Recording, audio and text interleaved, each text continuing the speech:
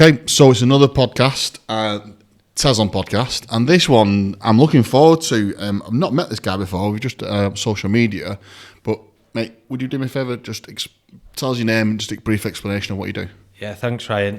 Thanks for inviting me as well up to Tezlom and onto your podcast. So my name's Mark Whitwood. I'm the CEO and founder of the Active Sports Group.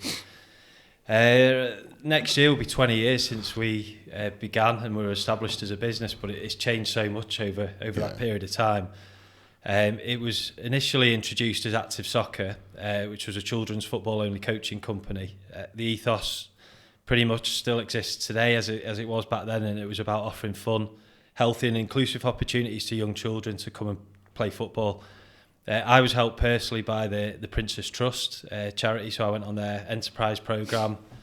I've been an ambassador since for them and had an amazing amount of support. Fast forward to now, we can go through obviously as much as you want in between sort of 2005 until today. We are a children's activity provider. We've got a franchise element obviously to it across the UK and Ireland. We also are based not too far from you guys down in Maghull, where we have took our hand to some facility management as well. So we rent out a small five-a-side venue to the local community. Amazing. So we've got quite a bit of different stuff going on. Yeah. But 20 years next year, and it's all about fun, really, having fun with kids and getting them participating and playing sport now. Yeah, I think it wasn't until I had kids, because I'm not a massive sports person. I don't actually like football in any sort of degree. Playing it, watching it, talking about it, and it's just not, I've just never been interested in it until I had kids. It's funny because my mates are season ticket holders of Bolton Wanderers growing up, and I had a girlfriend whose dad had a box at United, so I've been to loads of games, but spent most of the time just trying to drink as much beer as possible. So yeah, it's a funny one. But when I had the kids, realising that kids have got a lot of energy, and if you don't get them to do something, you'll probably lose your mind or drink a lot of wine. So having the after school clubs and stuff like that, in the weekend clubs and the summer clubs, it's absolutely needed. And then they teach it. What I love about it is the team element of it, and the creating a team and working together with the kids. That's what I like about it. And then growing up as an adult, going through life, understanding that exercise relieves stress, and I think the two combined. Correct me if I'm wrong, is that what it's all about, really, to a certain degree? Yeah, absolutely. I think just what you said then about teams and kids going and participating.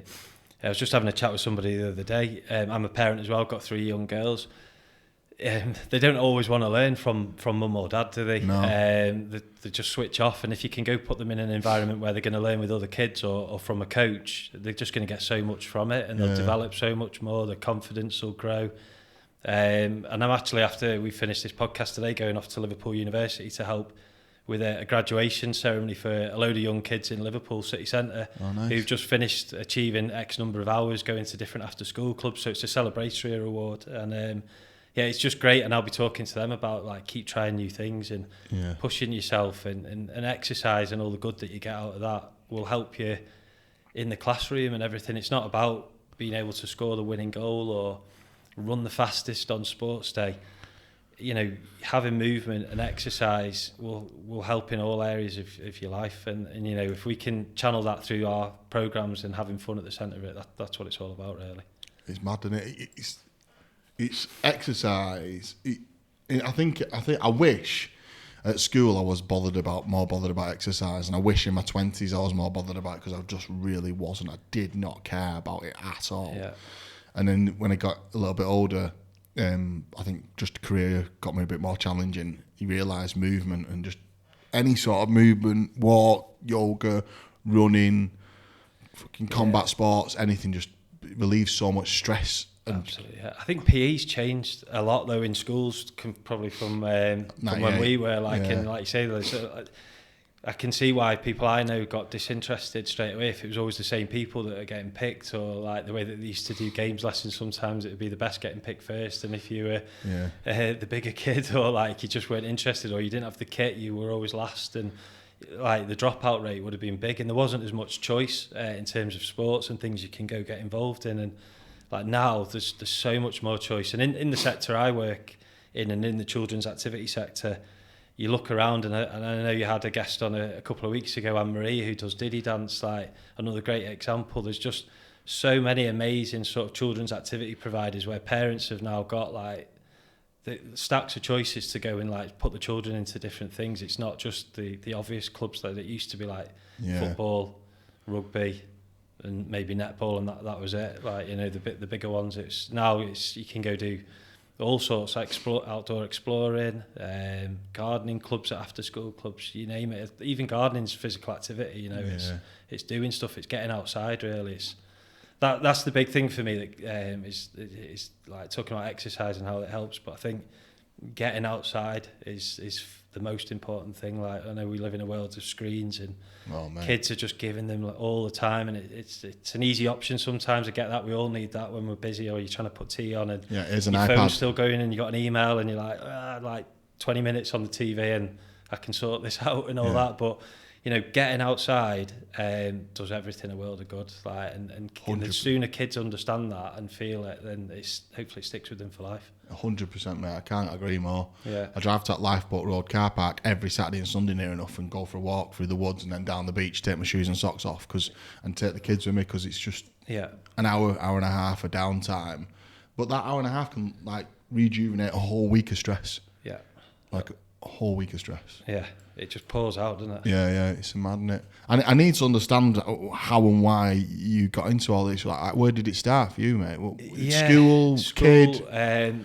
How did you find a love for it? I was just saying to Kay before, I'm 43, I'll be 44 this year. And like I say, next year will be 20 years since I've been running the business as well. But it all started for me at primary school. I enjoyed going to school.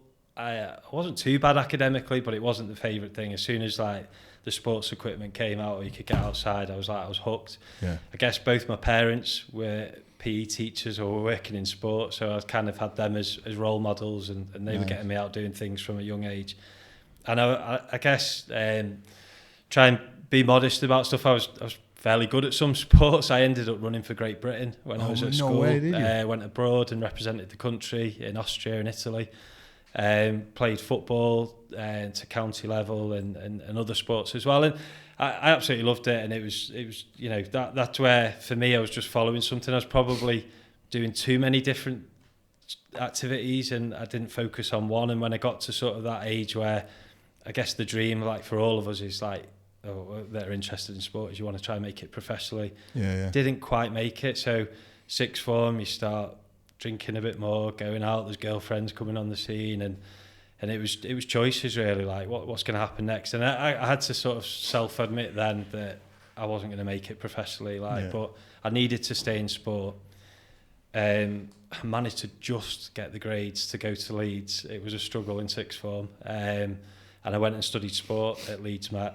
Did a HND first because I didn't quite get enough grades, and to be honest, I said to you, academically, and my old man said this to us at the time. He just said, you know, you don't want to go and read all the time. I get that and everything, and I think putting you into a degree, my advice to you would be, it's probably going to be too much for you. But I think moving away from home, going to Leeds, being able to do all of that will be brilliant for you. And independence. I want to support you. So does Mum, and go and do that. But we just think, go and do this 2-year course and see how you get on. And it was the best advice that he'd given me, because I think I would have not completed doing a degree because it would have been too much.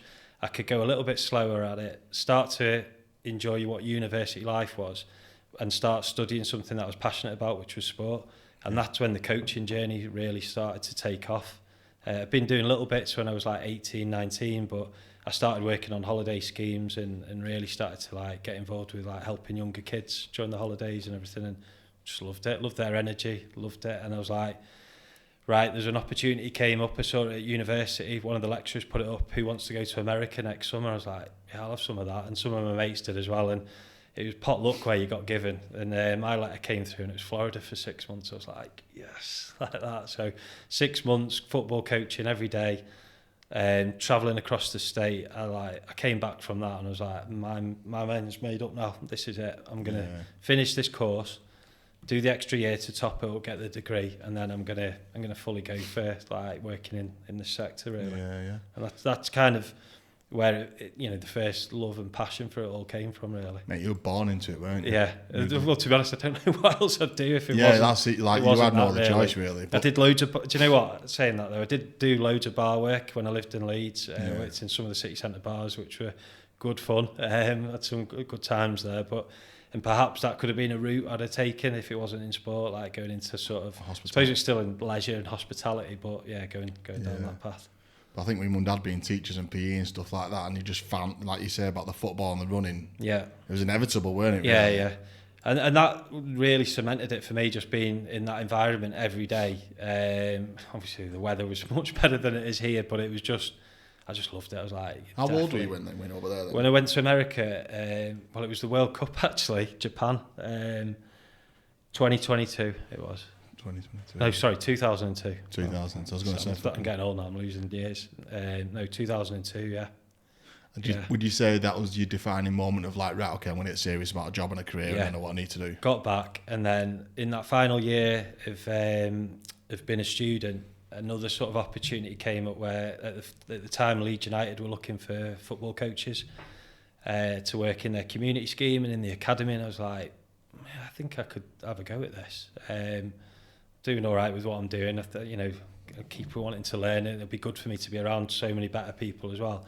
So I just went and did the trial days, and I got in. I got an offer of an opportunity to coach part-time with them whilst I was finishing. How does a trial day for one of them work? How does that work? I was shitting it, to be honest. I had to go up to one of their training ground and just put in an environment with all the other people that wanted to coach for Leeds and coach the adults. There wasn't kids there. You had to just go and say, right, you're on third.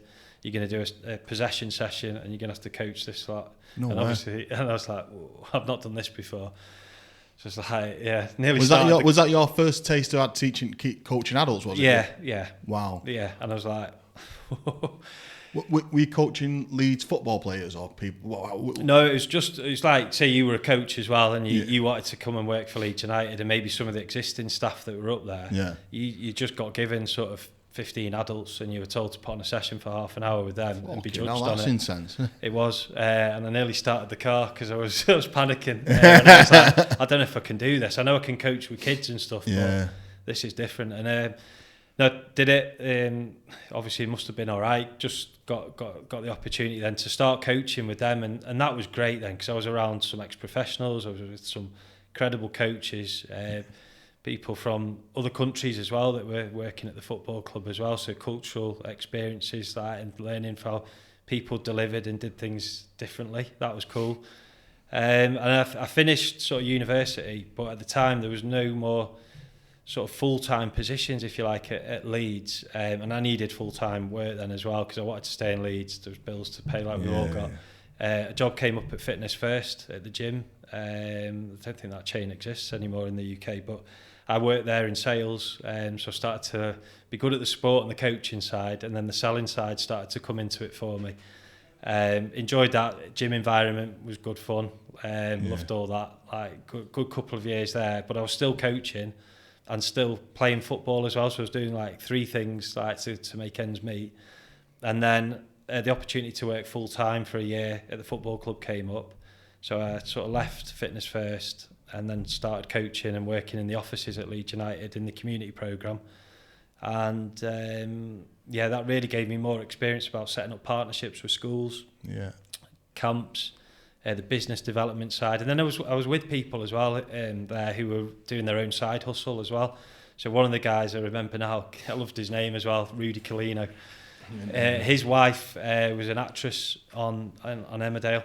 But he'd been a professional footballer. He was a goalkeeper at Barnsley, but he'd started going off and doing his own coaching schools and stuff. And I thought that seems good. And he looked to be like earning good money. He was doing well and doing that. And I thought maybe there's something in that in the future. So I just kept the idea. And a few of us were chatting about it. And then anyway, at the football club, Leeds started to hit a really rough time, sort of in terms of performances on the pitch and financially. And they got relegated, they lost all of the sponsorship. So the bit that I worked in was sponsored by Nike. So they used to get a minimum of £250,000 a year into the programmes that we were delivering. That just got pulled straight away as soon as they got relegated. So that meant everyone and all the stuff we were doing got pulled as well, which is frightening when you think of the impact it was having on the kids and how much money gets thrown around in football, like what that meant. And it meant that some really good people were leaving the football club. I realised that looked sort of a bit shaky in terms of where it was going to go. And at that point, I'd met my then-to-be wife, Rachel. She was finishing her studies. She was from Crosby. And I ended up sort of walking away from the job at the football club because everyone was just losing them. And sort of moved from Leeds over to Liverpool to Crosby, because at the time then Rachel was going through a really, really tough time at home. Her dad was terminally ill with cancer. She was at Leeds Uni, was she? She was at Leeds Uni at the Art College, and her dad, his only child, and her mum was back home in sort of Maghull, Crosby area, and he had sort of 8 to 10 weeks after we'd started like going out, if you like, and she'd managed to finish her studies, and at that point moved over to Liverpool really to support the family at that stage, because I didn't really have any job as such then. It was a risk, everything, I suppose, because I didn't even know Liverpool. I knew no one there. I'd lived in Leeds for 7 years, but I felt like maybe it was the right time to move as well and go try something different, and that's what I did. And I came over here, moved to Maghull, and I didn't know, like I say, anybody. I didn't have any work. I managed to start picking up a few favours off friends of theirs who had hours to give, like, can you help for a day here doing that? And I'm like nearly 24 at this stage. I'm thinking, I know it's young, like, but I need to try sort this out a little bit. But there was a lot going on, obviously, with Rachel's dad not being well, and then ultimately not making it.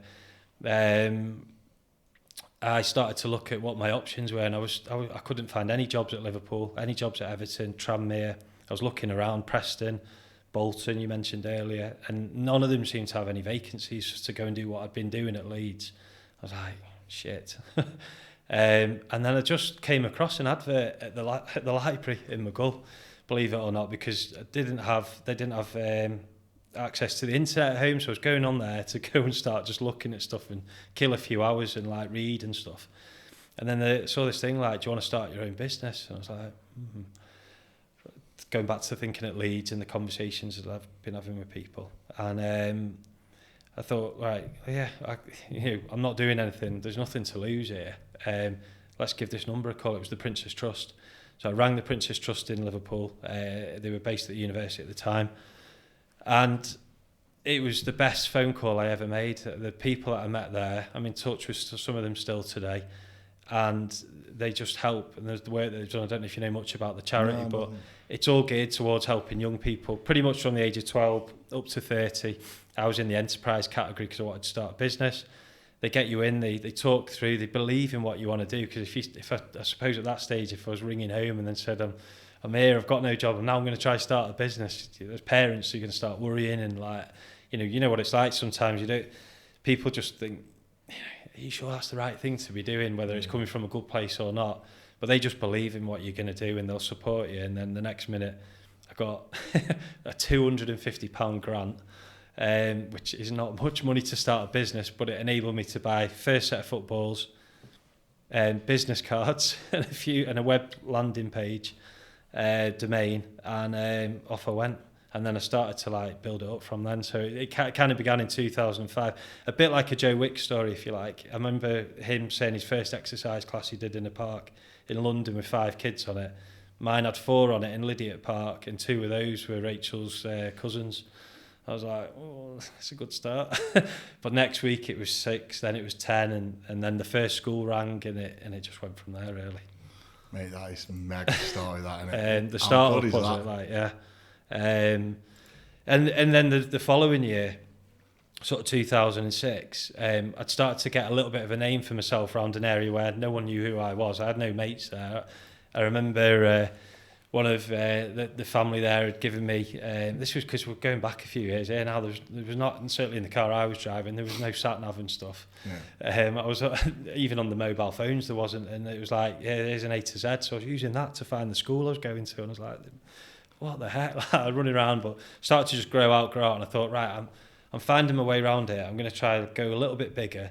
I'm going to set up a tournament, and I'm going to just see if we can get a Liverpool player to come and see if we can get it on Granada News. And it happened. Jamie Carragher gave us a call one afternoon. I thought it was one of my mates taking the piss, like from back home, put on a Scouse accent. He's like, it's Jamie Carragher and all that. I was like, no, it's not. He goes, mate, it is. And I went, you're having me on. Diggers, it's you or one of my mates. He's like, no, it's Jamie here. And I went, seriously? He goes, yeah. He goes, you're doing a tournament tomorrow, aren't you? And I went, yeah. He goes, I'm going to be there. No way. I said, honestly, he goes, yeah, what time is it? 2:00? He says, yeah, I'll be there at 2. And I'll stay for as long as you want and meet all the kids.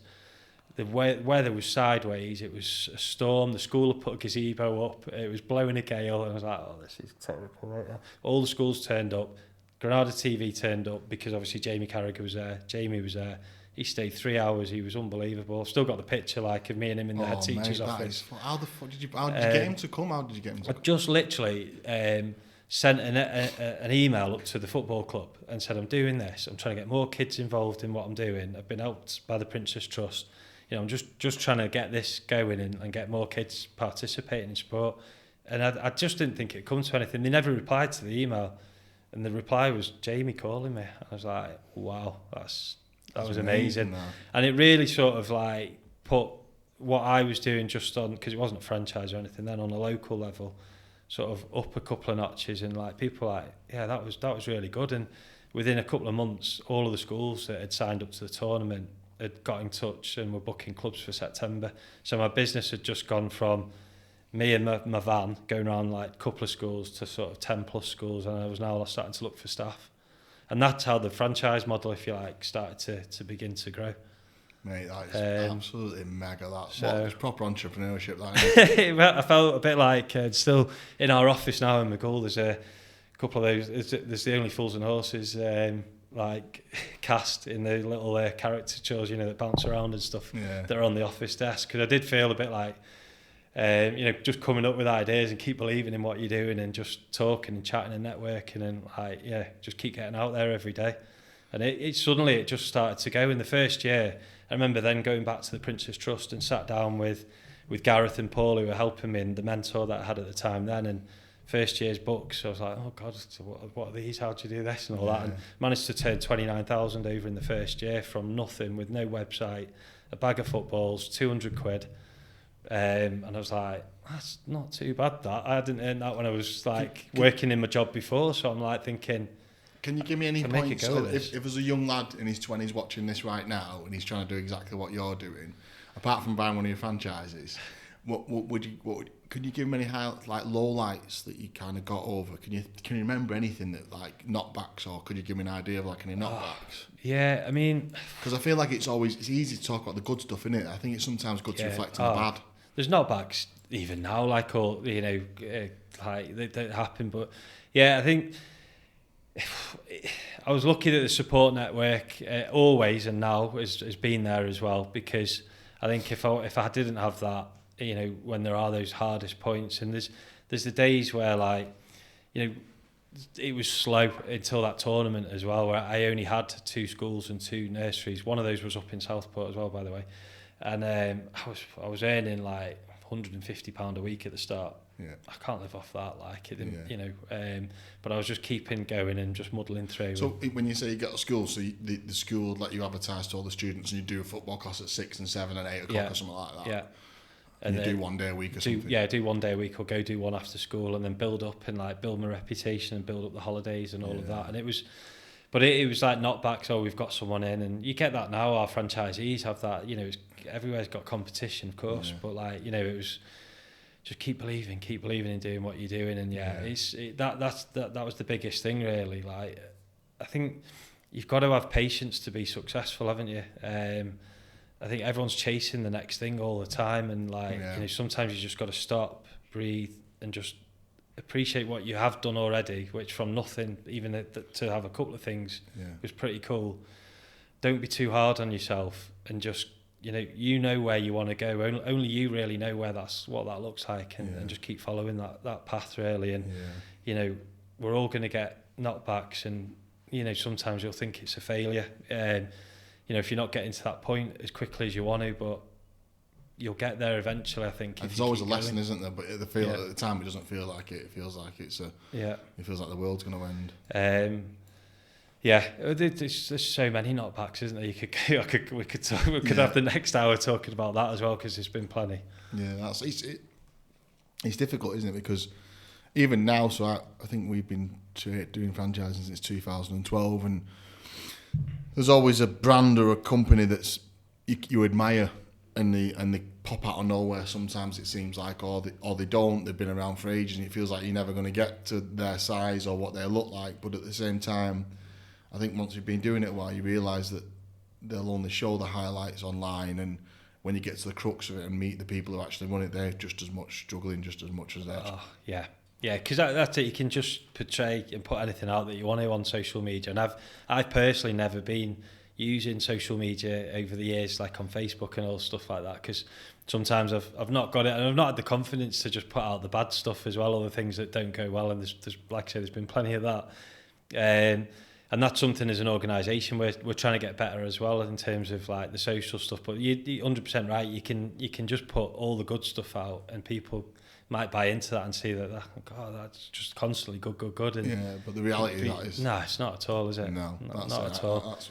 I actually wrote a post this morning and deleted it. I'm going to put it out, but it's about understanding that as well and not letting it eat you up too much. And I'm trying to talk to someone who might be thinking about being a football coach of one of your franchisees, is that it's not going to be easy, and there's going to be knockbacks, but it's having self-belief that will get you through. Self-belief, and you know, when you're selling franchising, you're telling people sort of, what to expect. You've got to be honest with people as well. Yeah. And I stress that enough, like when I meet them before we award the franchise, and tell them, but you've got to be, you're going to have to be patient here, and you need to have a plan B with things as well. And if you've got children to support and you're paying a mortgage already, because our franchisees, some of them are at different stages of their life as well. The pressure builds quite quickly if you've not got the early wins as well. And it's all about trying to get those, but be prepared for things to take a little bit of time. But if you keep trusting the process, it will happen. It will happen. And anything like that. And you can put that to anything in life, like, I was going to jump in and just say, like, even if it does come sometimes quick as well, though, it makes me worry if it comes too quick as well, because I think it'll go quick. It can fall apart quickly, and I've had that happen with our franchise network as well for different reasons. I'm happy to sort of talk about that as well if you want. Touch base on it a little bit. So after that first year that I said to you, and I managed to sort of turn over 30,000, it was still me on my own. Let's dust myself down, have a holiday. Year 2, off we go. Got up to the end of year 2, 50,000 turnover. Okay, that's pretty good. That's better than 30,000.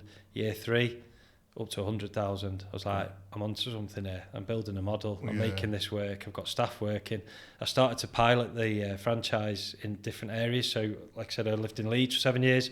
Still had good friends up there who were football coaching and working in sport. Booked a couple of schools up there for the holiday periods. Put the brand up there, Active Soccer as it was. People were booking onto camps. They sold out all the time. Did it over back in Macclesfield, which is where I was from as well. So I had sort of the Liverpool thing going, Leeds, Harrogate and Macclesfield. And it was me running all of them. But I was starting to see whether the brand was working, people were receptive to it and would book on, and they were. And I was like, okay, right. And then going back to sort of what I was thinking about at Leeds and the conversations I was having with all the coaches there that wanted more work. And some of them were entrepreneurial and had other attributes other than just being a good football coach. They could do the selling side, etc. I thought, because franchising's becoming a bigger thing now, and back then in 2008 when I started to really think about it, no one really knew what franchising was. But I was just reading, and like I knew McDonald's that was the obvious one to think of back then, and Domino's and that sort of stuff. But in terms of football and sports franchises and ones in our sector, there weren't that many. Claire, who I know from Baby Ballet, I'd seen that brand and I could see that she was starting to franchise. I thought, right, I could maybe try and franchise this, because I could help fill a hole for these people that I've met, that I've chatted to, that maybe want to do something, start growing a business and see where it goes. And end of 2009 sold the first franchise. So I've been doing it by myself for 4 years. successfully. So the model was there. I'd gone and done it, so no one could question that when they wanted to come and have a chat about how it works, because I had living proof, and I was still running that as the master area, which we've still got now to this day. But yeah, the first franchise came on, second one, and then the third franchise, it was our first one down south, who are still a franchise today. So they've just celebrated 15 years last month, which is amazing, Leon and Darren. But it grew quite quickly then, and I went to a couple of shows, not franchise related ones, ones to do with sport, sports careers, etc. And suddenly 3 franchises went to 20, 25 across the UK. But back then, in comparison to now, there was no platforms in terms of being able to take all of the camp money and everything. People were paying by cash. It was check payments. It was very different. Social media was just starting to become a thing. So managing a network of people across the UK, where I didn't even at that point have a full head office base, and it was still very much myself, no investor, coming from that £200 Princess Trust start, I was like, oh, this is getting a little bit bigger. For me personally, my bandwidth was at its maximum. Anyone's bandwidth. And I was like, I couldn't resource it more. And I was like, I started to get the vibe that things weren't happening with the network. And the way we found out that we would get our management fees, we'd have to ask the franchisee for a bank statement. So you ask a franchise, so say, Ryan, how are you getting on in Southport this last month? And your bank statement comes up and you've turned over £200. I'm like, you look like you had 100 children on the camps there, and you've got 2 schools, and there's just a lack of transparency, and it just got worse and worse. But the pressure was building for me personally, and then financially as well, trying to like maintain it all. And I got some good advice off someone, and they were just like, you need to strip it back. If you're passionate about what you're doing, carry on doing that, but clear out all of these people that are causing problems. It's not going to be good representation of your brand. It's not good for you and your health. And just reset, refocus, and that's what started to happen. And just got rid of the network and stripped it right back to 5 franchises. And then just got my head down and started to just reevaluate what I was doing. My passion and purpose hadn't gone away. This is what I love. I said to you at the start, I can't really think of anything else to do. I was a bit scared about what I could go and do, because I felt like I was knee deep in it. I was but I just had to scale it back, and the opportunity to get the head office in Maghull came about then in 2014, which is where we still are now. And that was good because it gave some more security from a revenue perspective. It gave us a solid base to just take stock and start to think about what we're doing, and we grew our master programme again. And to be honest, at that point, I took a break from franchising. I was going to just scratch on that a little bit, if that's all right. Because we talked about exercise and stuff. Can I ask, it's up to you if you want to share or not, but like mentally, how did you cope with that? Because I know what it's like running a franchise, and I've scaled back and refreshed the network in the past as well. I struggled. I struggled with it. I'm just wondering how you cope with it and how do you push through? Struggled.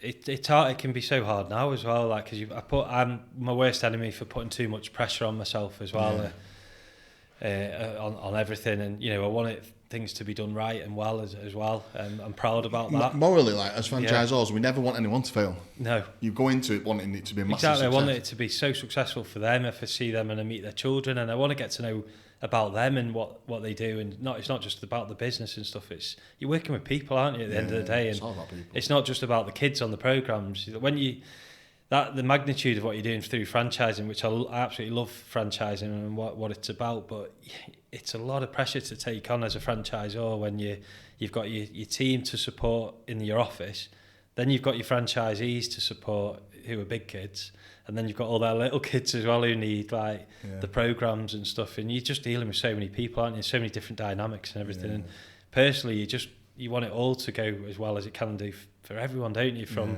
the people that are sat by in the office to the people running their own business to the kids that are going home after one of your camps. It's like it's a lot, isn't it? It's a lot, and at times it's been. I'll be honest, I'll hold my hand up. It's felt like too much. And my escapism from it is, and I know we were talking about it a little bit before, has always been sort of exercise, and the scale of that seems to have got bigger and bigger and bigger. The older I've got and the longer I've been running the business, I touched or dipped my toe in the water with an endurance event when I was working at Fitness First with two guys. One of them came up with a harebrained idea. He goes, "Do you fancy a holiday this summer?" I was thinking, yeah. I thought he was going to say Ibiza or something, and I was like, "Go on then." He goes, "What about we take some bikes, go down to Fitness First Barcelona and cycle back to Leeds for 12 days away on bikes and just tour Europe?" I was like, "What sort of bikes? Motorbikes?" And he went, "No, push iron bikes." I was like, "Right, all right." He goes, "Go on then, I'm in." So we Leeds Bradford Airport, 3 of us with bikes, getting them on the plane, and just went to Barcelona. Took a spin class there. This was 2003. With all the Spanish people at Fitness First Barcelona, and then we set off, and 12 days later, 1,200 miles later, we were camping on the side of the road and all sorts. We ended up back in Leeds, and I absolutely loved it. It was proper out of my comfort zone, something totally different. But I realised even then I was sometimes struggling with stuff, like just personally, like mentally and things, and getting out and just doing all of that exercise in the for a few days, for 12 days, I absolutely loved it. And I was like, it just helped with so much stuff. I was getting so much clarity on other things that I wanted to do, or things that the last year in my life felt like they hadn't made sense. And I was like, I need to keep doing these things, as well as the weekly stuff that I do, running and going to the gym and all of that. So since then I've done some crazy events in terms of like, I cycled again in 2009, repeat, to be honest. It was Barcelona to Liverpool this time. That raised money for a cancer charity in Liverpool. I've done Land's End John O'Groats on the bike in 7 days. That was 2019. I've done a triathlon of Great Britain, where I've climbed the 3 highest mountains, swam in the lakes and locks at the bottom, and then cycled in between them. No way. Yeah. Ironman the other year, and then most recently in March this year, 100 miles in 24 hours. Fucking hell. So I've done sort of 5 or 6 really like big endurance events. I don't go on about it, like I say, I'm not on social media. I'm not putting it out there saying, "Look at this, look what I've done." I do it for me, and just because I know how it helps me, and it gets me through some of the times where it's really hard running the business, where it's hard being a dad and all of that. And I know when I've fallen off my bike and I've broke my ribs and it's dark, fuck, that hurts. That's been this is a tough day, but I get back up and go again. And like, it's those moments through those events sometimes where they're amazing, by the way, when you're doing them and you finish them. But God, there's some really hard parts in it, and you're questioning everything. But you can really look back and use that as the sort of medicine to sort of take when you've got like a day that's not going to plan in the business and stuff, and realise like you will get through it. You know, tomorrow will come. Just breathe and like reset, go again. The sun always rises the next day. 100%, mate. Yeah. Mate, I fucking love that. It makes me want to go and do an event like that. I've talked about it quite a bit. There's a couple of little things I want to do, but I never seem to find the time because of the business. But having the daily. I've just had a mate who I met on the Goldman Sachs 10,000 Small Business Programme, which I did sort of September to December last year. And he's based not too far away from here. His business is over in Chester, and he lives in North Wales. And he's just, for the first time since he's been running his business, and it's scaling pretty quickly at the moment, his business, it's going really well, but he's just gone off to South America for 3 weeks, and he's been on the Inca Trail and out trekking, and he didn't take his phone. Well, he took his phone with him, but he had it switched off pretty much the whole time there, and had an absence from it all. And he was really worried about how the business had run and performed, because he's never done that before. But he put the plans in place with the team, and they stepped up, and he put the trust in them, and it was good. And he managed to like go and do it, and he said it's the best thing he's ever done. And just thinking about you there and stuff, and something like that would be cool. I wouldn't mind doing ayahuasca. Go and do an ayahuasca in Peru or something like that. Yeah. I think something like that might be cool. Until you do anything, you don't really realise if it's possible or not. The best thing I did, the one thing I can sort of ever done at starting, it probably wasn't long enough. I went to Wim Hof's house, spent the weekend. I went. Have you been on one of his? Yeah. It's called Base Camp, but it's basically his house. Right. Okay. You're in it's in a greenhouse in his back garden, basically. Spent the weekend with him. That was pretty cool. Out in the Netherlands. Yeah, that was it was a mad one, that, because I went out there. I booked it a year before, quite a bit beforehand, and when I was there, my dad died, which was a bit of a mad thing on the second day. Yeah. While you were at Wim Hof's? Yeah, his house, yeah. Yeah, it was mad. We had a good chat with him that day, actually. He's a fucking sound fella. If you ever get a chance, go. Sorry, mate, I don't know if you want to talk about that. Was your dad ill, or was that just totally so my dad got poorly in 2012 with cancer. He got bowel cancer, and then he beat bowel cancer. I think Mum would know the dates, but let's say roughly 2000, and I think it was 15. And then from the treatment of the cancer, he got Parkinson's, and then dementia, because you get all the treatments kind of catalyse other things. Wow. And then he died, and I think Dad died. Was it May before last? It wasn't last year, it was the year before Dad died.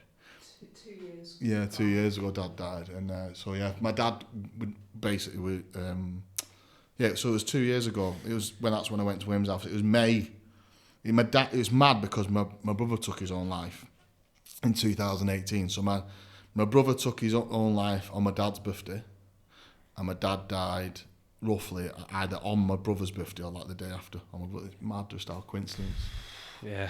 Mad. Oh, God. But yeah, and so my dad was on... You wonder how these things happen or come about, don't you? See, like, people talk about the universe. I don't know about the universe. I don't feel like...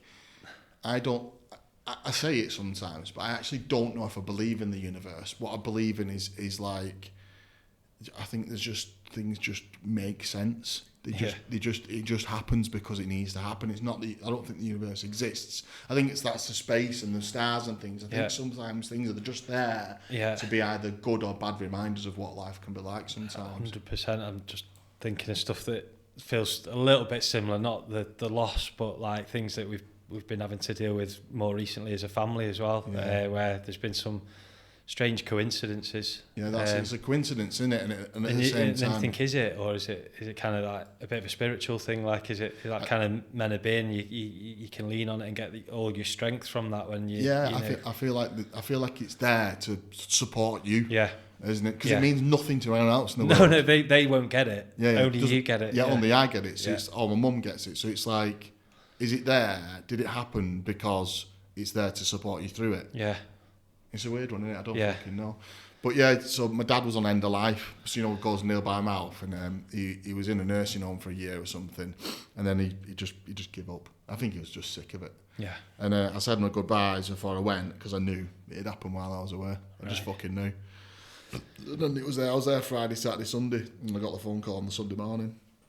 But luckily I was doing 500 reps of cold, breath work with Wim Hof and jumping in a cold tub, so I was probably in the best place in the world. Because I was going straight to the fucking pub, so yeah. Yeah, well, I was going to say, you couldn't be in a better place, could you? Yeah. I bet that was some experience with Wim Hof. It was.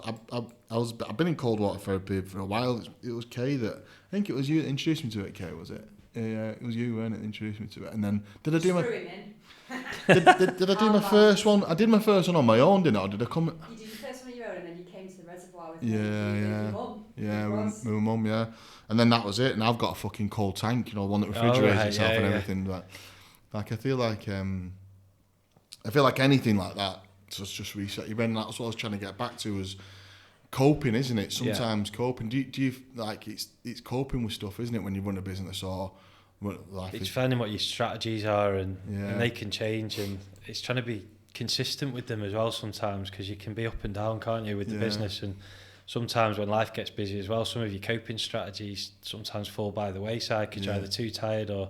I hate saying I've run out of time in the day, because we all get the same amount of time, and I know people make excuses like I haven't got time and stuff like this to do that, but if you really want to do something, you can make time. It's just, I know some people have more challenges than others, and I'm not the person to say that you should be doing that and they haven't done it, but it's like you've got to try and be as consistent as you can with understanding what helps you tick, really, and finding out what that is and what it looks like. And if it's going for a run, go and do it. Hopefully it's not having 10 pints, but that's all right every now and again. I think not every night. I don't think, especially if you need to run a business. But it's interesting. We had a tiny little chat downstairs, and you said about something about you putting like making sure you do something, but then being too hard on yourself when you don't do it. Yeah. And I'm not saying I've found a way doing this, but recently my life's been a little bit more chaotic than usual. And I've always been a person who gets up relatively. Most days I've not set my alarm clock since, well, about 17, since I left school. I just have been someone who wakes up at 4 naturally. Just wake, 4? yeah, 4, half 4, 5 o'clock. Yeah. I'm awake. Okay. Just wake up naturally. I've not set my alarm clock ever. And but 9 o'clock I'm fast. You know, I'm bed. You know, on a night out I'm the most boring person after 10 o'clock. Like I want to go to bed. Yeah. I'm like that now. But it's what I did. I can't remember when I did it, but because my life got a little bit more chaotic and having kids and running a business and being travelling a lot, is I let myself off the hook about not doing my morning workouts. And I started talking to myself in the same tone at night and saying to myself, it's 9 o'clock, go and do a run now. Yeah. And stop telling yourself you're tired, you're just being lazy. Yeah. And there's a difference. Yeah. There's a difference because you were tired at 5 o'clock in the morning. You still wake. I don't wake up like fucking hell buzzing. I wake up tired. Yeah. I wake up like I still need a fucking coffee and a piss. Yeah. And you know what I mean? Like I still wake up tired, but I just wake up. Yeah. So you still have to get yourself into that mood, don't you? Stretch out, find your gear, put it on, go for a run. That's it. Yeah. So it's the same thing at night. Like if I know I've missed in the morning, or I've missed for a couple of days, I'm not going to sit there going, I am a robot. I am not going to go out and train. I'll just go and train. Yeah. And removing that blockage that I'd put in for myself and just saying, I am going to train at some point today. Yeah. It kind of changed the way I looked at things. And I bought a kettlebell for my house. I've got a gym in my house anyway. I've got a watt bike and full set of weights and everything. And I don't know if this might help you going forward, is to, instead of when the kids are in bed, just say, I'm going to go for a 20-minute run. Yeah. Or a walk, or I'm going to get a kettlebell out. And that, for me, was a big change in the way I kind of looked at things. So instead of berating myself all day and trying to... Because I also think sometimes if you haven't trained in the morning, then you use that as a tool to batter yourself all day. I'm so bad at doing that because it's hard for me unless I do get up. I wake up early, like you. I always kind of have done, but I don't really go out and train first thing in the morning. Sometimes I do, and but I'm not one of those that's out every morning doing it. And then if stuff starts going wrong during the day, or start and I've not done any exercise, or I've planned to do it at that point, and now it's not happened because something's happened, I do berate myself, and like I'm still guilty of that now. And it's, just try it next time you sat on the couch. Or I did 75 hard. That taught me a lot as well. 75 hard, so that's 2 trainings a day, 45-minute workouts, both one's outside, no alcohol, 5 gallons of water, read 10 pages of a book, no chocolate, no sweets, follow a diet plan. And that taught me, again, the same thing, is that I did that. 75 days on the bounce, 2 kids, running a business, 2 dogs. Fucking, and how did you feel at the end of that? I loved it. Yeah. I did actually about 79 days. I think I could have carried on, but things changed a little bit in my life. I think I will go back and do it again. I think a lot of people try and do it once a year. Yeah. And I think I'll probably go back just and as do a big reset. Yeah. But that again taught me again is that you're not tired, you're just lazy. Yeah. You don't realise it. You tell yourself you're tired, but you're actually not. You're lazy. And what you can do is just push yourself for 10 minutes and you go and do it and change your routine. Change your routine to sort your situation out, and then you train at night, and then get up if you wake up the next morning, you want to train in the morning as well. There's it starts like compounding, it just keeps building and getting better all the time. You might go a little bit further, a little bit longer or whatever, but I question anybody that would argue that going and doing something like, say, even for 10 minutes, or I sometimes like to go out a little bit longer, but you don't come back and you feel better for it. Yeah, mate, like literally 100%. Once you've had that shower and a coffee or whatever, a bit of food, and you're like, that was good. I've done it. Now I feel like all that's made sense from what I've gone and done. Yeah. That you can get on with the next thing. Then for me, like running the business, that's kind of my self-therapy in my meetings that I have when I have a word with myself. It's when I'm out running and stuff like that, and I'm like, I get, my team might disagree, the franchise network's like my better ideas, but they start to come when I'm outside and I'm moving, I'm out of the way and doing things, and that's why I need to keep it there all the time, really. And what, you said you're a parent as well. I'm a parent of I've always, obviously physical activity and moving and stuff's always been and is a huge part of my life, but as I've become a parent as well, and I've not been able to do some of the team sports that I could commit to every weekend because the kids stuff is priority, and that's fair enough. I've had years of doing it as well, and I want to see them doing it. Is that I know, like, if I can keep myself fit, healthy and strong, I'm going to be a better dad for them. I don't want to be out in one of the national parks or doing something and I can't pick them up and lift them up the hill or over a gate and stuff because I'm old and knackered, I'm struggling to tie my shoelaces and all of that, whilst I've got full physical health, which I'm very grateful for at the moment, because that can change. I want it to be able to help me sort of be a good dad as well, so I can like be active with them and do stuff, and they've got someone who's got energy like whilst we're here. You know, I think all that's dead important. And me too. And I think it's inspiring for your kids as well. Yeah. The kids seeing you train and run and work out, I think it's good for them to get them out. What I'd love to do with our business as a sort of new programme is trying to help families more as well. A lot of the stuff we do is centred around, everything that we do is just around the kids. But it'd be good for us to start, if there was a buy-in, I don't know whether families would be interested in this, but like having workshops or fun sessions where you could get families together from a community or a school and show some of them what you can do, not trying to be patronising and show that this is what you should be doing and you're not doing it right as a mum or a dad, because that's not for me to say that. No. You don't have to spend loads of money to go and do stuff with the kids outside, or if it's raining you can still do these fun activities inside and stuff, and like just put some like educational fun sessions on for parents to come and see if they're not into it, what benefit, if they start doing it, they might get personally that will then feed into the relationships that they have with the kids as well. I think if you made that space, if I guess for an adult it's the embarrassment part, isn't it? They've got to get over their own ego and their own pride. Yeah.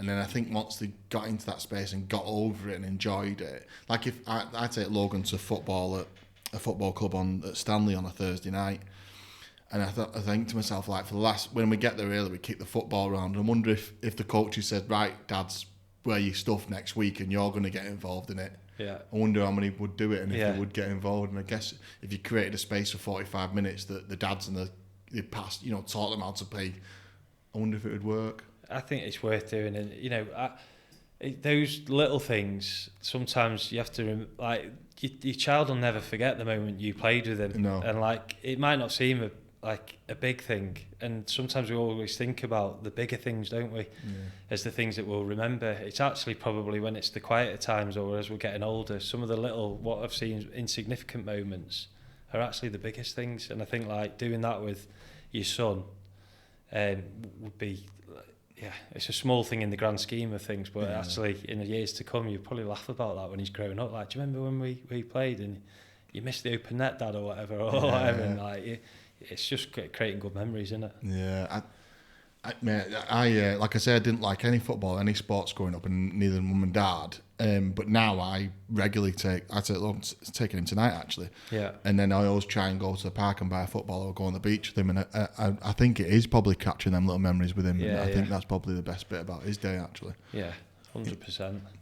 I've lost complete track of where we're up to on your career, so I'm just going to try. We were around the business in 2014 where we just started. And how old were you then? Well, I'd just become a dad.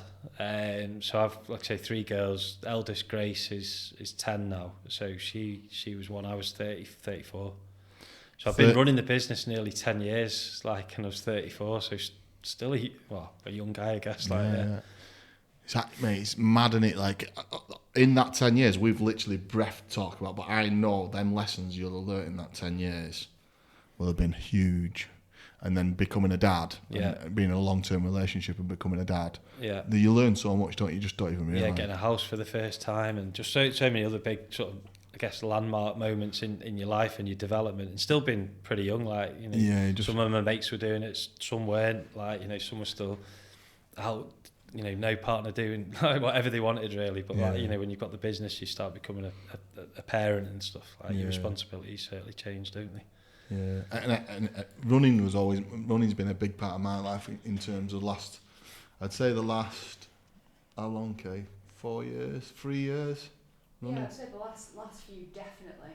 Yeah. Maybe 3 years. 3 years have definitely been my biggest coping strategy. I wish I'd known them when I was 20. Yeah. I did this when I started this when I was 26. So I wish I'd known it then, because my coping strategies then were shit compared to they are now. Yeah. Running is so powerful. How fast did you 5k in you? On a good day? I did a 10. Well, I've not done a 5k timed specifically. I did 10k in Manchester in March this year, and did that in 38 minutes. Fucking hell, that's flying. Yeah, but look, it's not like I said when I did the 100-mile thing as well. Like, I actually had a couple of teachers come and speak to us the week after, because I went into the school and spoke to the kids about it, and that's what I'm going to be speaking about later at this thing in Liverpool Uni. And they actually said I got inspired to go and do a 5k or something at the weekend park run, and I was like, love that, like, because it's not there me trying to sort of, like you say, ego rub and say, like, I can run 100 miles or like I can run it in this time or whatever. I think just go and move and run and do anything, and all of that's good. Don't compare yourself to like having to be at this speed, or don't go and take part in an event because you think everyone's going to be running it this fast. It's not like that at all. I think these big events as well, I enjoy getting involved. I did the Manchester Marathon again. I do it every year. I absolutely love it. Just the community and everyone coming together and doing stuff. It's time goes out the window to us. Yeah, it doesn't. You know, sometimes it might matter to you personally, but just being there and like part of these things is just so good. And I've still got a bit of speed in the locker, I guess. Like that's good, that, mate. That's good. I think my best is something like 54 or something like that. 54. But yeah.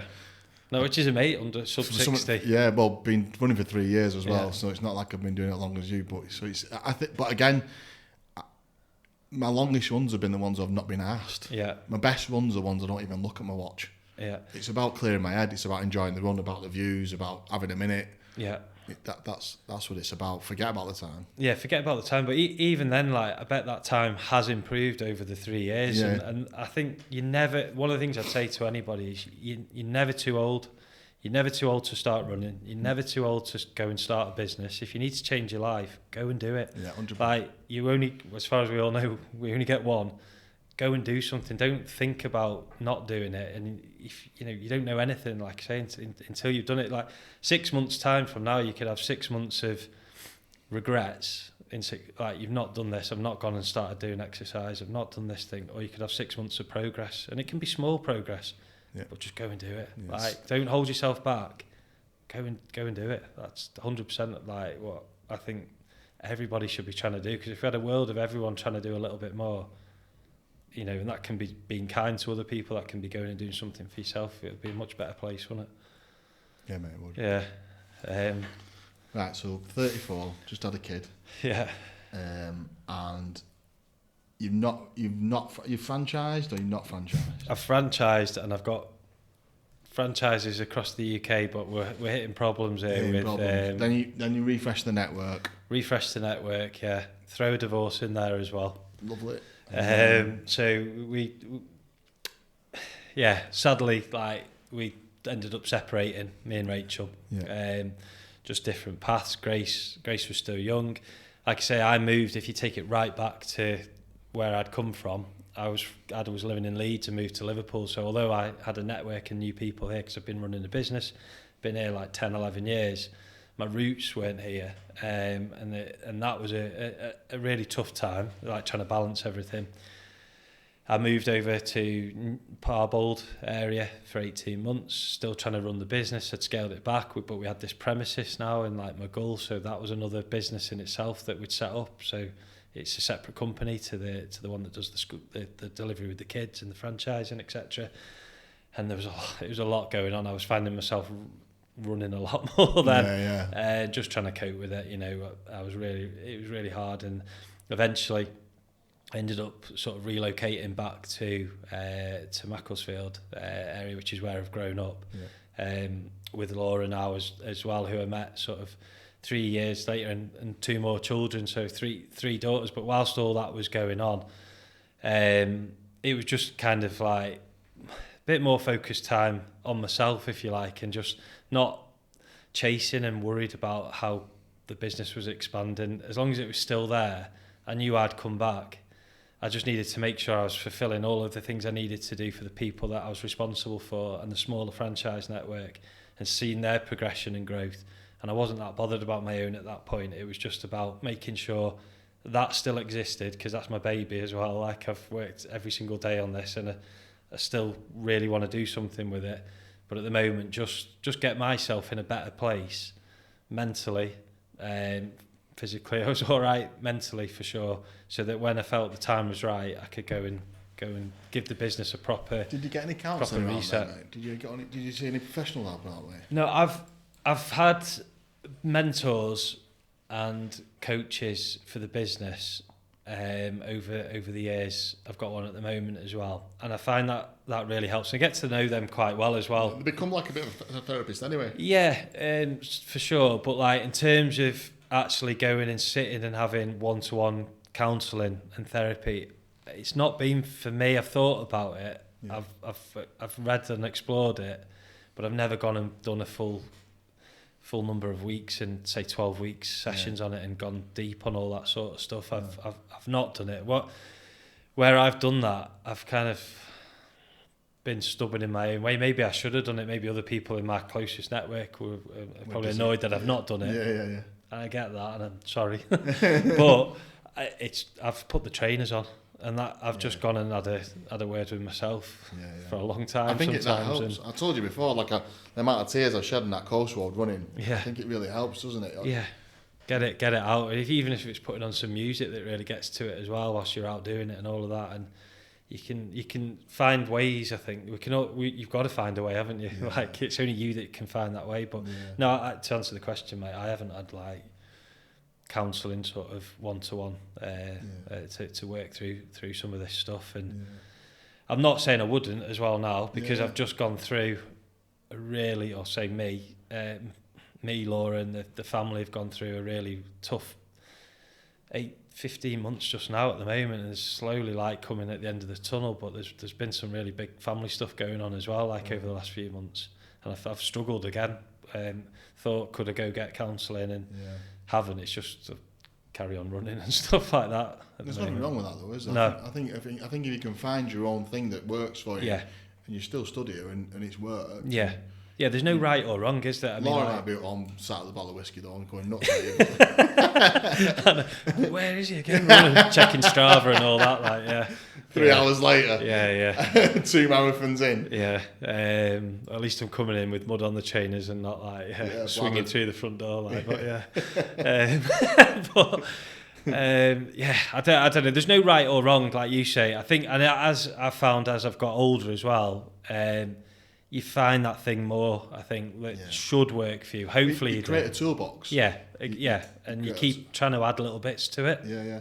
But you've got some bigger tools that you use more often than not, I think. Have you just dig a tiny little bit more? Is there been any points where, like, so I'll give you some examples of me where I've been like to a point where I'm sat on the edge of the bed, literally not moving, kind of just sat in sort of like a paralysed state, thinking I can't fucking do this anymore.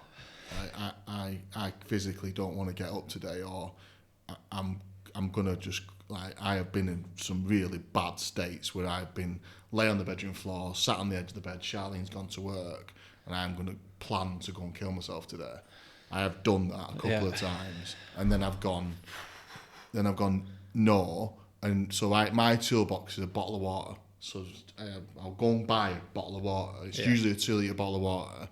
And I'll crack it open. Matt and I have been in fucking bits planning to go and kill myself, and started there and drink a bottle of water, or I'll go and put my fucking trainers on and I'll go for a run. And the whole time, sometimes I'm crying my eyes out walking down the stairs to go and get. And by the time I get back up through, I'm like a fucking new person. I'm like, I want to take on the world again. Yeah. Have you ever done anything like that? Have you been like that? I feel like that's been my therapy for running for that. There has. There's been times recently where I've just been questioning what is going on, and how am I going to come back from this, or how are we going to get through to the next day. Just for context on that, like, my dad's terminally ill at the moment as well, and has been, and was told he had a year left to live with cancer 18 months ago now, and my dad's still here, texting me this morning saying good luck on this podcast. I wonder what he thinks when he listens to it, but I think you're amazing. Thanks, mate. And he, that's been really hard, and it's been hard for him, and I know that, and hard for my mum and the family, as it is for all families that struggle with that, for the reasons, like you say, there's moments where they want to give up as well, and it's not because they don't want to be here because you're here. It just must be so hard, and I've not been in that position with illness myself. But whilst that's been going on, so my two other daughters, I've mentioned Grace, I've got Poppy who's 4 and Harper who's nearly 2. Last January, Harper was only 4 months old, and we were sent to hospital because her head was measuring a little bit bigger than it should have been, and they were like, we need to put her on an MRI scan in April last year. So we went to the hospital, Children's Hospital. She was on a machine and everything there for the whole day, brain scans and everything. And a couple of weeks later, they called us in and had a meeting. And at the time, then the consultant said to us in paediatrics, I really don't know how to break this to you both, but we found 3 things on her brain, and we're like shaking, starting to cry in the waiting room, and it was a condition called pachygyria. I'd never heard of it, so I started, like you do, Dr. Google. It's the worst thing you can do, but it does give you some clarity on certain things when you don't feel like you're getting it from the hospital. And worst case scenarios, it was a life-limiting condition that you might not live past the age of 10. So we found that out in April last year. So the world's just rocked. The business is starting to go into a good place. I feel like all the other stuff, all the years of turmoil and carrying on with all this stuff that you get through, I was like, here we go again, like that. It's life, I know stuff, but this is your kids now. I'd rather it be me than my kids. I'm like, what on earth is going on now? Why is this like happening? Like, you just couldn't process it. And then it was regular going to the hospital, more appointments, endless reports coming through the post. I remember getting one in sort of October time last year, just gone. And I was crying reading it at home, like thinking, this can't be happening. Like, what have we done to deserve this? Like, with everything else that's been going on.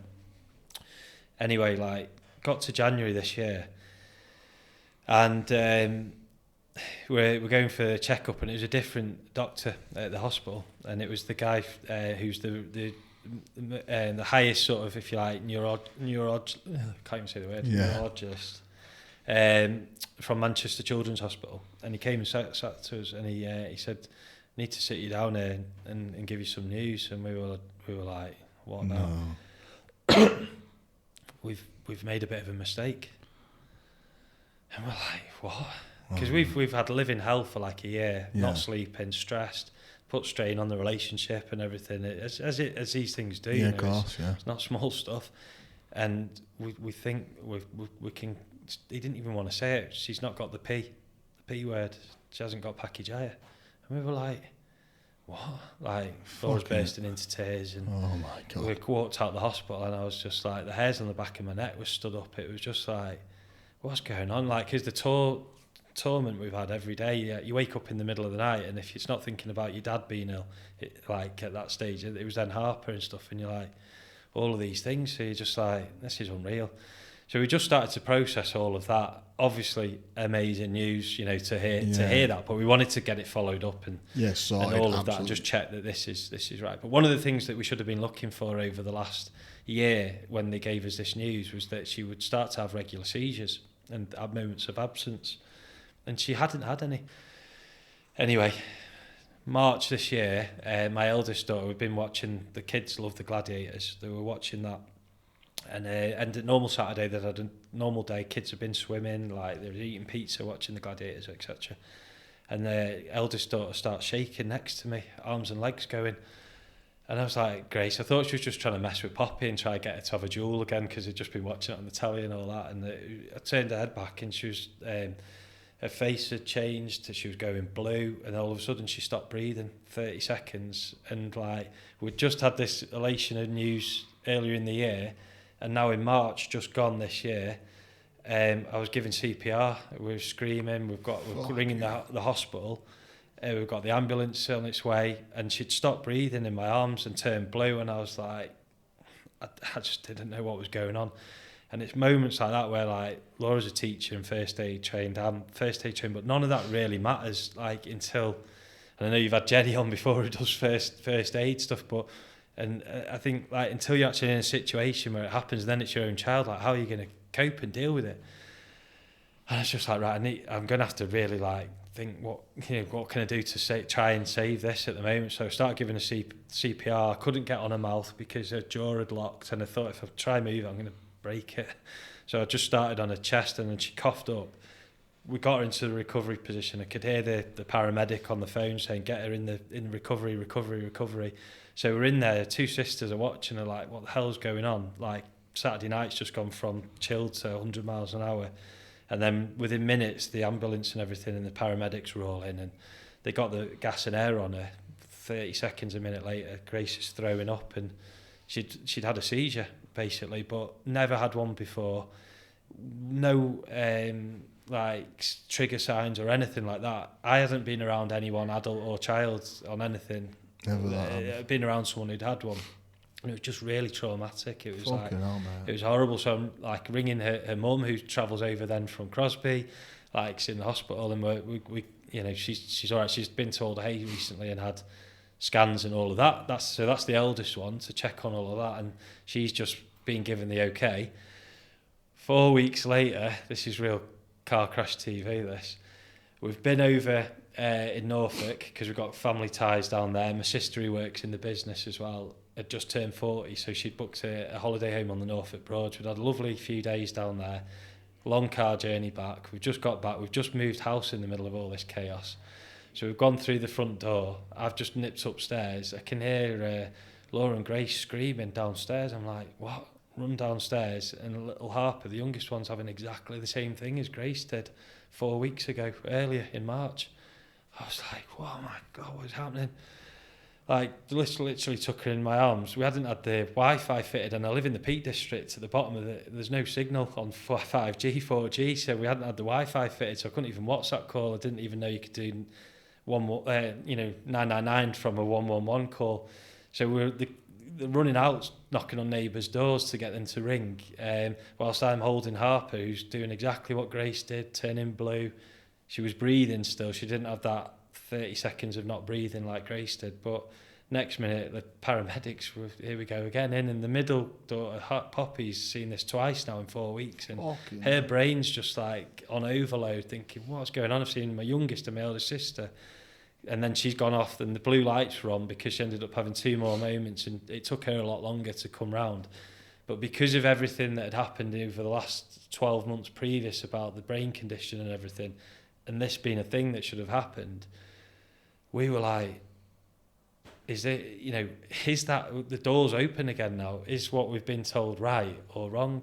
So we were just at the hospital again last week, and they've done some tests and checked again, and they're still saying that it is okay. That's just a freak, like we're talking about coincidence.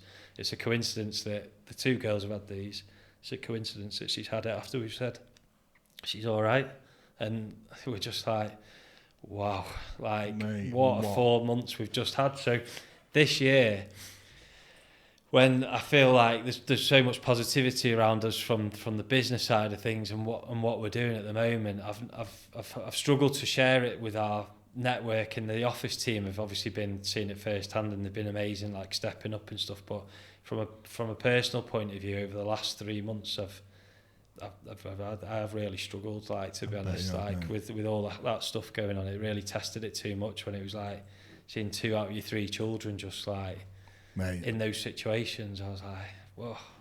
And then dealing with taking Dad to Christie in Manchester and moving house, which is pretty stressful anyway. It's just been so much. So I've had to take a step back from certain things I've offered to do and things over the last few months, and I've only just really, like, I think about a fortnight ago, turned the corner again and started to like feel like I can actually face up to coming and doing this today and all the other stuff that I like doing, because I've always hopefully got a lot of positivity and energy about what I try and do, and I try to be like that. But for the first time, I really got like punched and punched.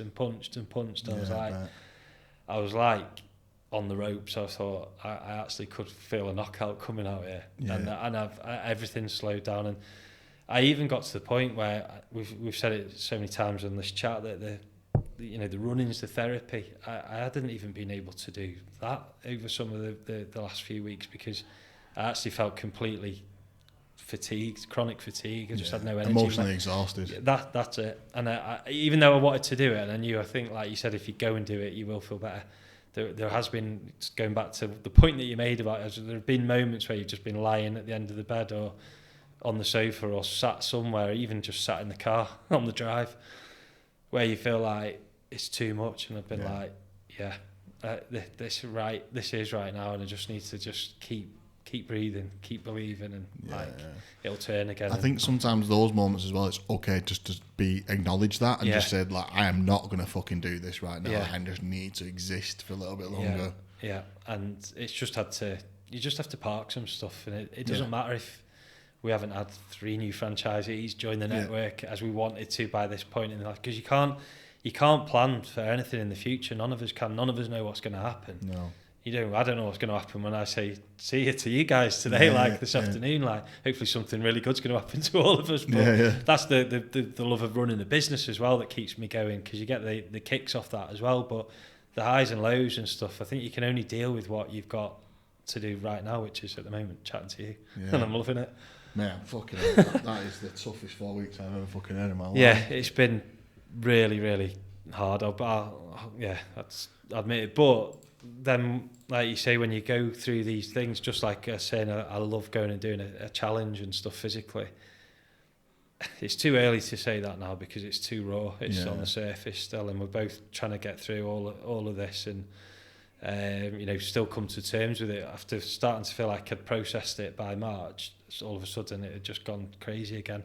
I think in a couple of months' time, I feel like I'm going to be stronger for this, and we will as a family and stuff like that. But my middle daughter Poppy had, bless her, she'd just got a colouring books and stuff out, and I couldn't believe it. She came home from like the hospital and she'd drawn a picture of the incidences happening.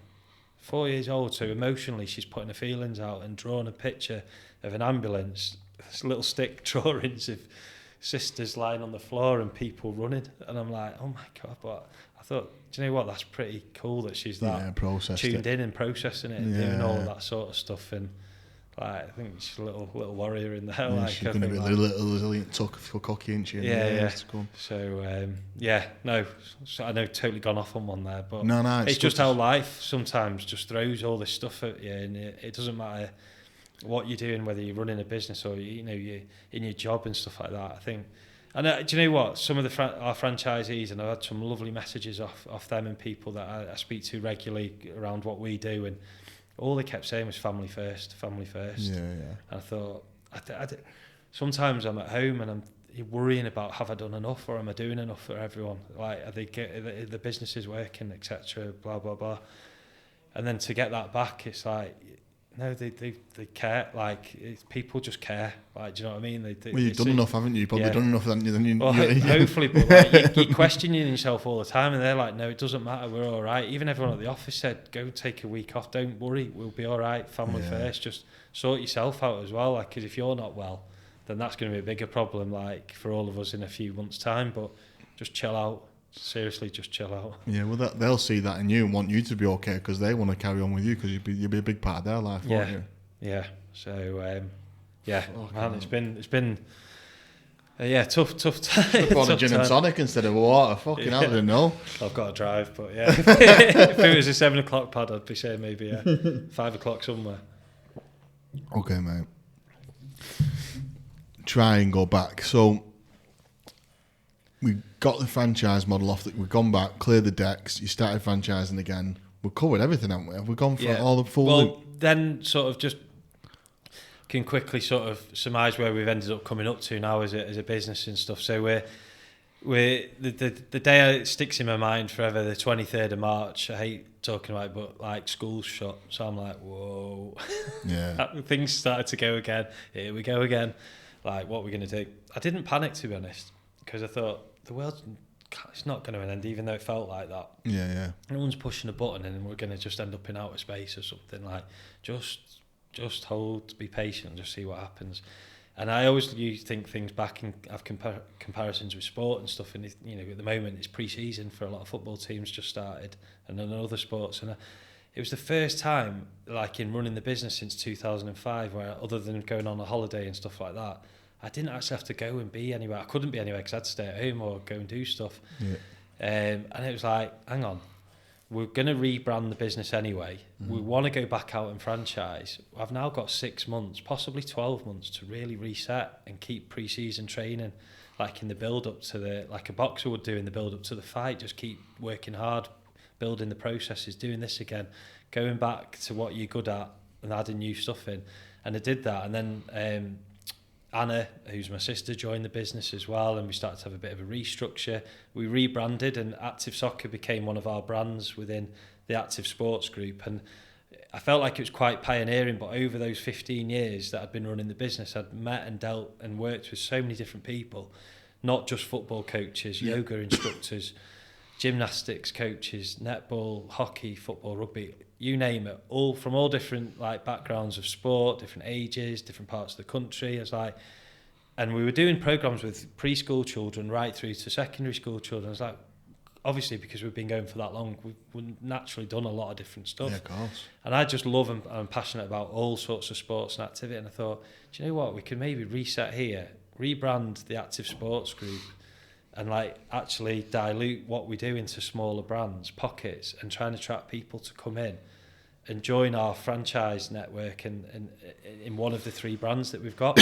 So we've got the 3 service brands now. Active Tots, which is the preschool one. Yeah. Active Soccer got stripped back to what it was when I first started, and it's just football only because it was doing all these different things under that.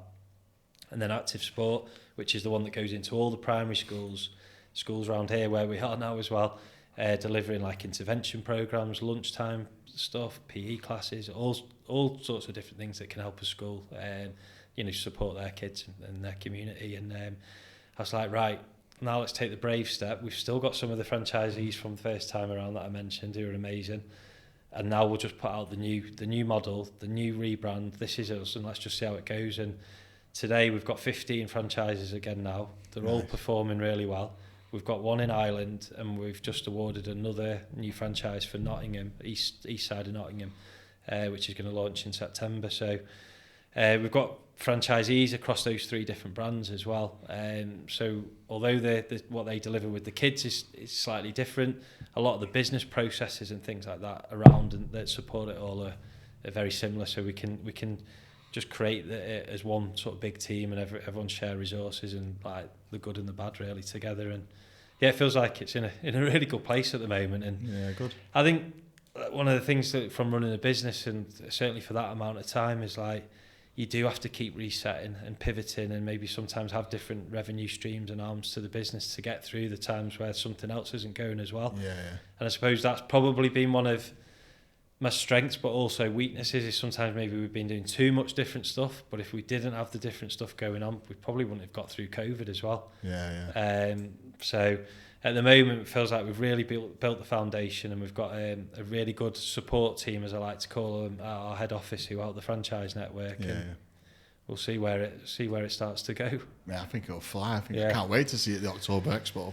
Yeah, well, we've not been to a trade show for a long time, but we now feel like we feel like we can be proud to be there because of like the stuff that we have achieved over the last few years since 2020, and since we've relaunched with what we're doing. And to me it felt like I don't know, it's hard, I suppose. I've never really known now, because it's been that long, what it must be like to be employed, because I've kind of always just been doing my own thing. And I don't know if I will ever do anything different. Maybe in a different way perhaps, but doing what we've done has given, I think, me a new energy and a new lease of life to like go at it, because I think any of us, we all can become stale if we keep doing the same thing all the time. 100%. And like, so to keep redoing and changing little things, I think it keeps you interested as well, doesn't it? Yeah, when we rebranded, it did exactly the same thing for me. Definitely re-energised. I needed it. It's been the best thing that's ever happened for us, for the team, for your family, and like for the family, for everyone, and lastly for me as well. We're excited to see what comes next, really. Yeah, mate, it's good hearing your journey, like your personal journey and the journey with franchising. Like, you're definitely the type of character that I would want to buy a franchise from, because that resilience piece and what you've been through is the coaching piece that a franchisee needs. Yeah, I think it's funny you say I don't openly talk about all this sort of stuff, but I think if I was to say, when we've all got a superpower, every single one of us, and I think that I would say is mine, is resilience. Yeah. Whether that's been from cycling from Land's End to John O'Groats, getting through stuff at home when ambulances are turning up with your children, or running a business for 20 years, it's just still being there and turning up, and shaking it off, even when it's really bad. you still can get through it, and you know that someone asked us the question, like, are we born with resilience? Or I know I'd be interested to know what you think, or is it something that it's in our makeups, but you build your own levels of it as you go on through life? So I think everyone has it, but I don't think everyone goes through certain stuff, and I think that's either luck or unluck or life or whatever, and you might go through. I think you just cope with whatever life throws at you. Yeah. Right in this second, because you had no idea that you could cope with what you coped with the last month ago, but now you can. Yeah. And you got through it. And all right, you've not got through it actually. Probably neither's your missus right now, but you will get through it. Yeah.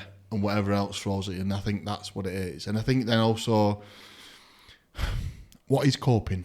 Like, is it 2 bottles of Sauvignon, or is it a go for a run? Yeah. Or whatever it is that you do to get through it, as long as you do get through it. And I think that's the bit, isn't it? And then the emotional intelligence you grow from that then you help other adults. You have franchisees who have families who are going to go through stuff. Yeah, 100%. And when you've been through it, it's having that, being able to have that. You've got empathy then, haven't you? Yeah, that empathetic, emotional, human. We are no longer 2 men talking. We are 2 humans talking about how the fuck we coped through something and got through it. And that's the connection that I don't know. Like, that's that's what you've got now, isn't it? Yeah, personally, like I don't really go around like I'm resilient, but I feel like I've got it and it's there in the locker. And that's what I'm saying. Yeah. So you said before you weren't on social media, you don't like talking about yourself, but there's an element of you what you're probably losing out on a little bit is that you probably do need to do a bit more social media, but don't ever look at it from an aspect of you shouting as a champion about what you do. It's just sharing your journey so other people can learn from it. Yeah, I think you need to look at a different aspect sometimes. And I think someone can, if it can help someone who may be feeling a bit reserved or like maybe going through a similar problem, and you've been strong enough to share it, it might actually help someone that you don't even know. Yeah, exactly. That's the bit that you kind of have to do these things sometimes. Yeah, and I think that it's like everything I've done always, whether it been sort of coaching before the franchise model came about, or then wanting to develop a franchise network. For me, like, what I love about franchising as well, and I know at the heart of this podcast as well, it's chatting and speaking to people who are in franchising, is people that are franchisors or are in franchising are there because they want to help each other as well. And you wouldn't do it if you didn't have that outlook on your business and life and stuff like that. It's you're there to work with other people, and some people might have come up with a really good idea and a business in a box that you can copy, but at the same time, like, everything around franchising, whatever the sector and whatever it is that you're doing, you're working with people and you're helping support people, aren't you? Yeah, it's mad, isn't it? Because even what you'd say as a competitor, they support each other. Yeah, I can ring. I've got direct competitors in my sector, and I can ring them and they'll tell me how they did it. Yeah. They'll give me advice, and I give it to them as well. It's mad. I think it's refreshing that as well, though, now, because if I think back to when I first started the business, and for a few years I was walking around, you going and dropping your leaflets off in places and schools, and you'd see some of the competitors grab yours like the week later and just be in the bin and stuff, and you're like, what the hell? Like that. But that seems to have stopped now. And I like that, and what I have found is more collaboration. And I love going to some of the events where there's people in our sector who do exactly what we do or something similar, and I'm not bothered. There's so many people, there's so many schools, there's so many things you can go and do. There's enough for everyone. And at the end of the day, just help each other, because if you can't have every customer or every school and not every customer wants to be with you either. Of course they don't, like, for whatever reason. It doesn't matter, does it? But if you can help each other out, then at the end of the day, the end user, the customer for all of our franchise businesses and stuff like that's going to get a better experience. And surely that's that's a better thing. That's the end goal, isn't it? Yeah. If you're in it for doing it, that's the end goal. Yeah.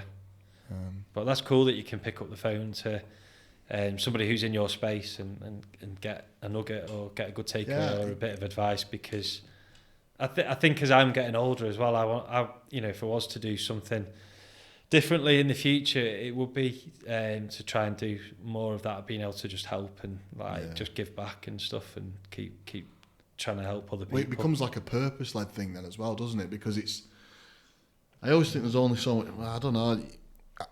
I think it's an age thing for me now. It must be, or just what I've been through. But I get more enjoyment out of helping someone than I do actually getting some money in the bank. I can just survive. I feel like it's a bit of a fucking egotistical thing to say as well, because you have to earn a certain amount of money to live, and I think once you get to that level, then it's like, okay, that's not as important as it used to be now, and giving back and supporting someone else is much more fun. 100%. And I'd use that same methodology and put it to stuff to do, and I say this to my kids as well, like material things and memories, the 2 M's. Like, we all want more stuff, a better watch or a better car or bigger house or a better pair of trainers or whatever that might look like. But once you've got it, it's like you said with the job or the money, how much does that matter? Like, there's always something else you can go and get, but the little things, the memories and stuff that you can go and create and do with people, they last forever, don't they? And they never go, and they don't necessarily have to cost loads of money either to go and do. It's like what we said earlier about going and playing in the lads and dads, at Stanley tonight. Yeah, I can't wait. Put it out to him tonight. Let's get it next Thursday. Yeah, I'll speak to the lad. He's all right as well, the coach. He's a good lad, actually. But it's you can have that comparison like to stuff, and like you say, the more satisfaction that you get, certainly I feel, is like when you know that you've helped someone. Yeah, the impact. It's the same with the franchise industry or business as well. Like, or people who work for me, the girl downstairs, Liz, she's been with us 2 weeks. She's done her first placement, and then she worked at Mackey's for 6 years before then. She's had a really good career at Mackey's. Like, they are built for a girl work ethic. They have got her and built her up. She is absolutely perfect for a career in recruitment now. She's going to smash it. She might not be here forever, but she's going to really do well. But she's done so well, and just talking to her through text messages, out of work, when we've had a minute together, and just seeing her journey in 2 weeks. I couldn't give a fuck if I got paid or not. Just her doing that and that accomplishment from her, I love it. No, I love that. Yeah, that's it. It's about people development. Isn't it? It's always that. I'm going to wrap this podcast up because I feel like we've covered a lot. Yeah, mate. I'll be honest with you. Like you're my new best friend. Like we need to go out for some beers or something. Well, I'm up for that. Or and also like I say, I'm up in Maghull, sort of, not which isn't far away. So we could do a run and some beers or whatever. I'm all happy for that. Yeah, go for a run or something. I'm something like that, mate. Yeah, no. You're absolutely the reason why I started this podcast. The foundations of the UK franchise industry need people like you. Smashing it, mate. I'm really glad to have met you. Thanks for sharing your journey. I've been really I know we had to rearrange it, I think, and to be fair, me and Kay were trying to remember the reason for it. She thinks I had some hidden triathlon. I'm trying to I'm worried I'm losing my mind now because I can't remember that one, but maybe I did. But we were supposed to do it a couple of months ago, weren't we? And maybe, as for reasons I've just said, just as well, it's definitely been well worth the wait. Give your dad a hug and your missus a hug when you get home, will you? Will do. Try not to burst into tears. Yeah. I've loved that. Cheers. Thanks for having me on. Cheers, mate.